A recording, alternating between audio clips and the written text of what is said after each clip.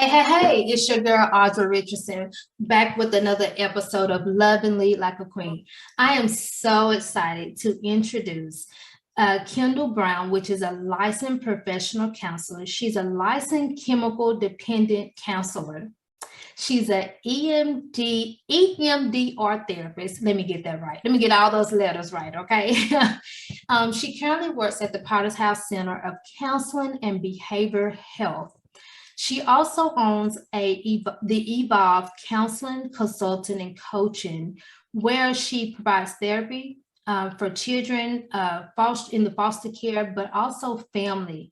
And so, thank you for being on this episode with us. I'm so excited to have you. Have some girl talk. Hey, thanks for inviting me. Yes, thank you for taking time out of your busy schedule. I know you have been really busy during this time for counseling for many, many people. I know that during this season that we're in with this COVID and the pandemic, whichever word people choose to use, right?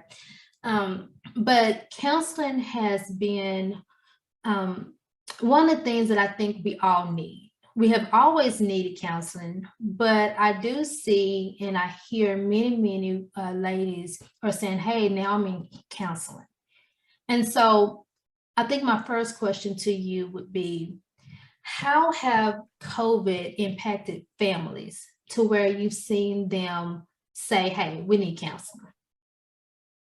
Yeah, that's a good question. The big hot word is pivot, and so a lot of families have trying to adapt and pivot and make these changes and just figure out what life should look like during the pandemic, being stuck in a house with everybody, building relationships, learning communication,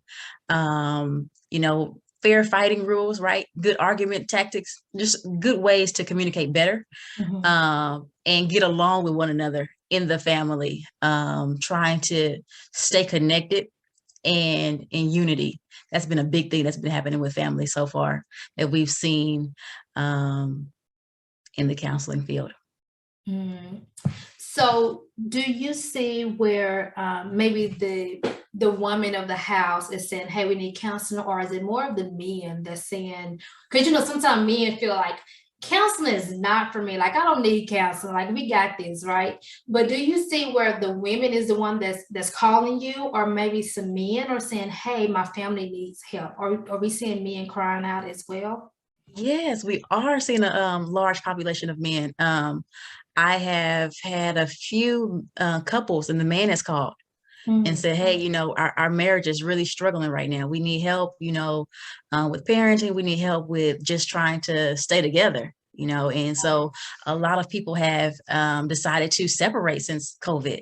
And so that they started going to counseling first, or maybe at the end of COVID, and it's been really a struggle. And so you see a lot of separations, you see about it on TV and things like that. And so a lot of couples have been coming, and the man has initiated it, and it's been really good, and it's surprising. Yeah. That's great. Like, I really like to hear that, because some of the questions I get from women, I work with high performance women, and they're like, I can do all the things, but I really enjoy when my husband or my significant other can see that, hey, I need help. And they make the call and say, hey, my spouse need help. I'm going to hire the counselor. I'm going to hire the therapist, the housekeeper, the chef, and all these things to help make our home better. And so I really like that the men are stepping up and saying, hey, our family need help to hold it together. And so you're seeing the men, they're coming to the table and they're stepping up, and they're actually saying, hey, we need this. Yes, I have to. Yeah, it's been pretty amazing. cool to watch. Yeah, it is. Wow. It is amazing. Wow. Yeah. That's great. Like, that really makes me feel better to know that men are noticing in the ignition that to bring in help, to say, hey, we don't have it all together, but I'm willing to save my family. That's important, because all we see on social media and the news is family breaking up, this person getting a divorce, this one's cheating. We see all the negative, but there are families out there that is saying, hey, no, help us. We're screaming for help over here. And so I'm excited to know that men are stepping up. But I want to know, also we're seeing a lot of things that our children, and I say our children because they are, when we see kids are dealing with issues at school, they're dealing with because they've been on lockdown in the house, like mine, they're still homeschooling, but for kids, they may think that, they're on lockdown or whatever case may be. But we're seeing kids that are, bullying is the high cases of bullying, school shootings like never before. It's like, oh my gosh, what is going on? What are in these kids' mind? Are you seeing where children during these family sessions where the kids are beginning to open up to you and share about bullying in the schools? So kids don't like to share with their parents, but they do come to therapy and they'll just share how they feel in counseling. And that is really good. If parents will utilize bringing their kids to counseling, because with all of the bullying and with all of the things that they're experiencing and seeing, even with COVID and the transition with wearing a mask or being at home, I hear kids saying, I lost a lot. I missed a lot, socialization. I didn't have it, and so they're depressed after this. Some of them have felt lonely in a way, so some of my kids who graduated during COVID, right? Like from the 10th grade into the 12th grade or in college now. And they're like, I don't even have really good social skills and things like that. I'm like, well, we can, we have to recover that. But even the little babies, they're anxious and they're worried, or they're just going to school and for the first time in second grade because they missed those years, and so that's difficult. And so being able to process that and talk about that, because the school counselor, they don't get a lot of time with the children. One school counselor for 300 kids or 500 kids is not really enough. And so they really need to tap into coming to therapy and talking to a counselor and allowing the kids to really share how they feel. I went and participated at Koinonia after the shooting in Mansfield. And we was talking to the kids, and the kids, they just don't share with their families. They don't share with their parents. It's not the same as going to talk to someone who doesn't place judgment or who's not asking a lot of questions or who doesn't have an expectation bar for them.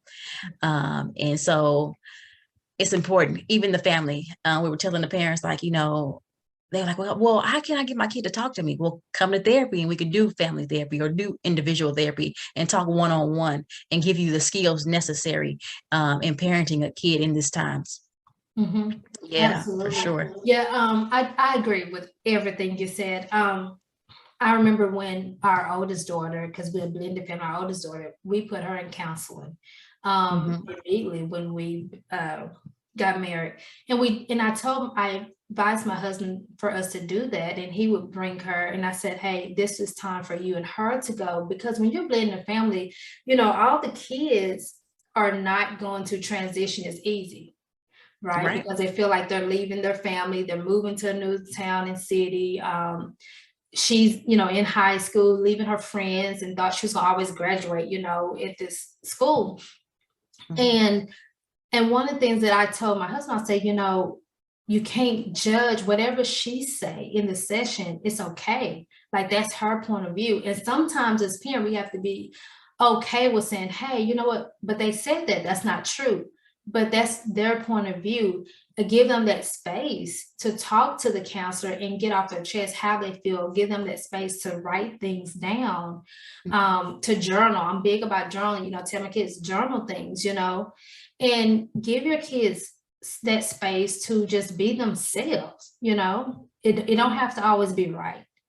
And Absolutely. So do you see in the sessions where when kids share something that sometimes the parents may want to judge? Absolutely.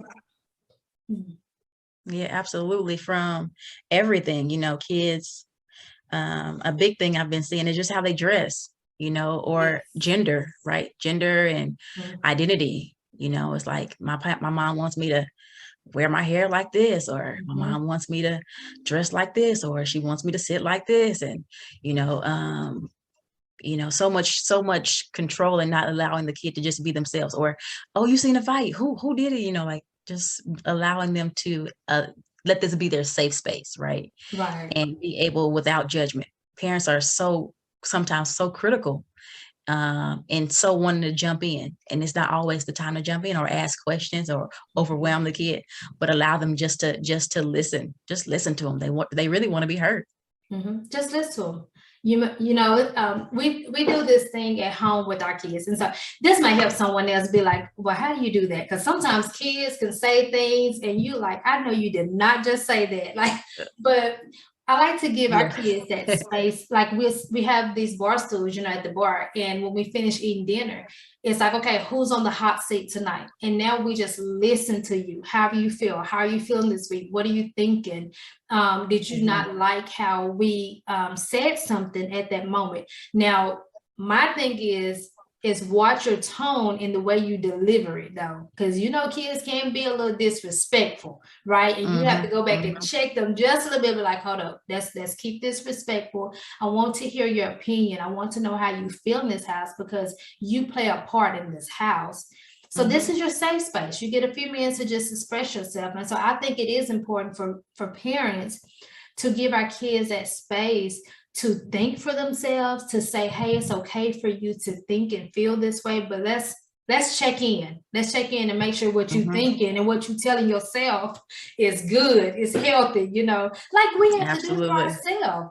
Sometimes we think things that is not right. Absolutely. It's not right. We need to quit telling ourselves that same story and clean that stuff up. So I think the counseling is great. What is maybe you can share maybe one or two things that you see during this time we're getting ready to go in 2022. Oh my gosh, that feels funny even saying that. It does. Like, hold up, can we slow it down a little bit? But time waits for no man, okay? Not at all. But what would you say as we are preparing for the new year and we don't know what it's going to look like? We don't know. We don't have all the pieces. We don't have all the answers. And I do believe as women, we may think that we have all the answers sometimes, but we don't, right? We really don't, ladies. Let's make sure that we put a pin in that. So it's best that we put people in place to help us, right? It should be a village.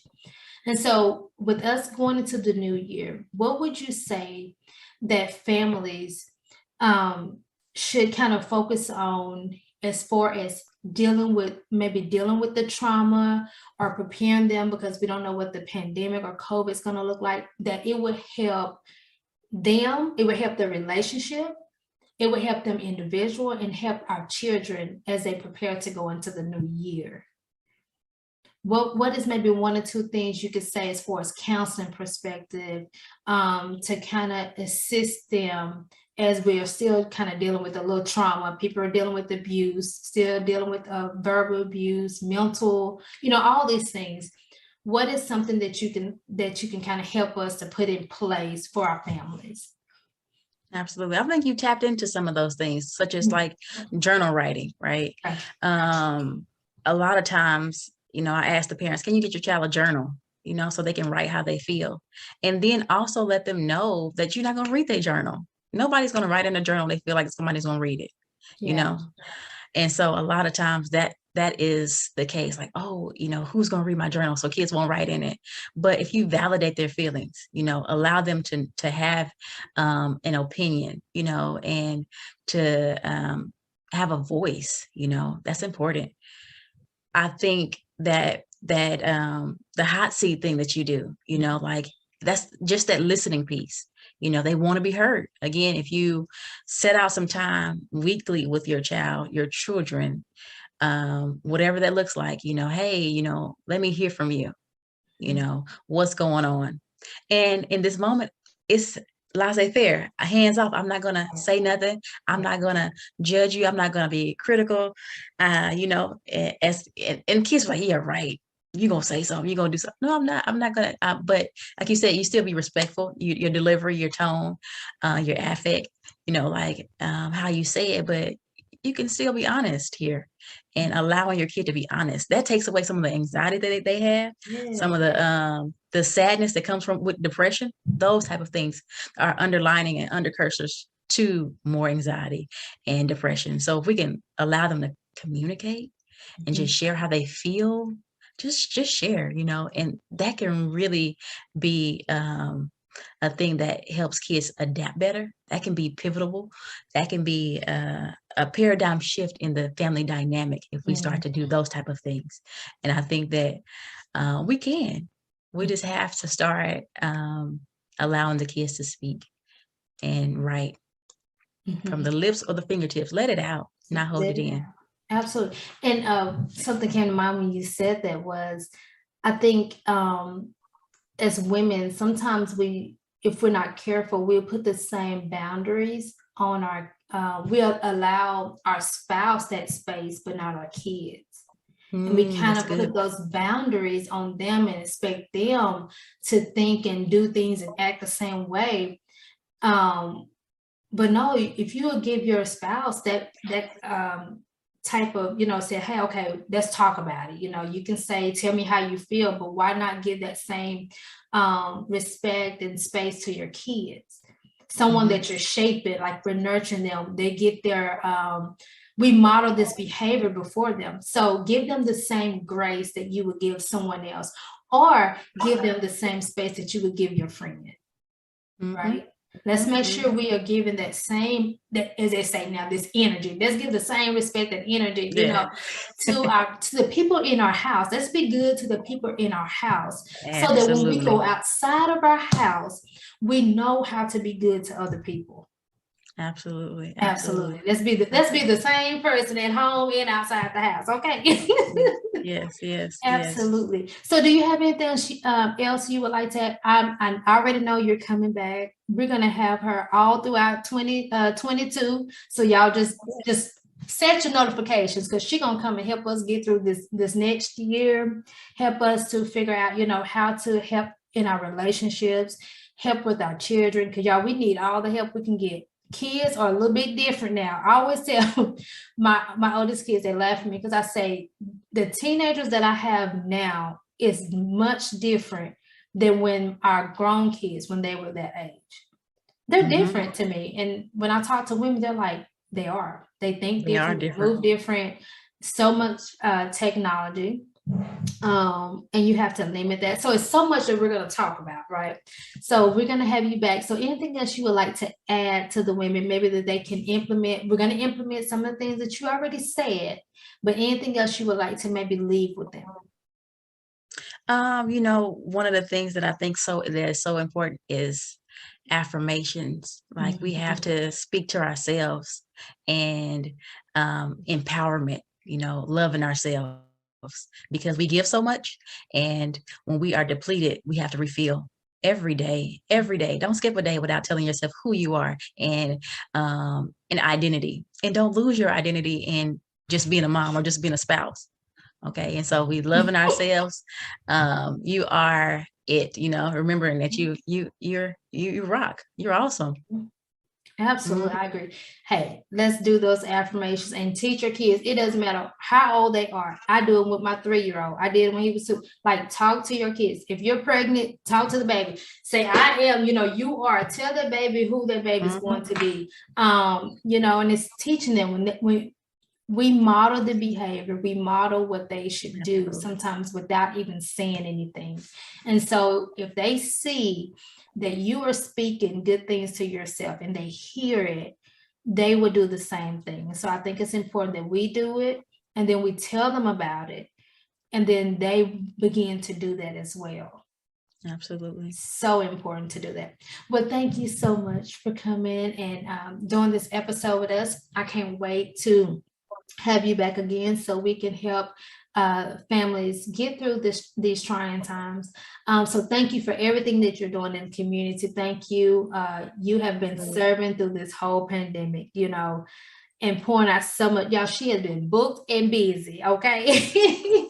But we appreciate your time for adding value to the community. So that's all we have, y'all, for this episode of Lovingly Like a Queen. We'll see you on the next episode. You all have a good one.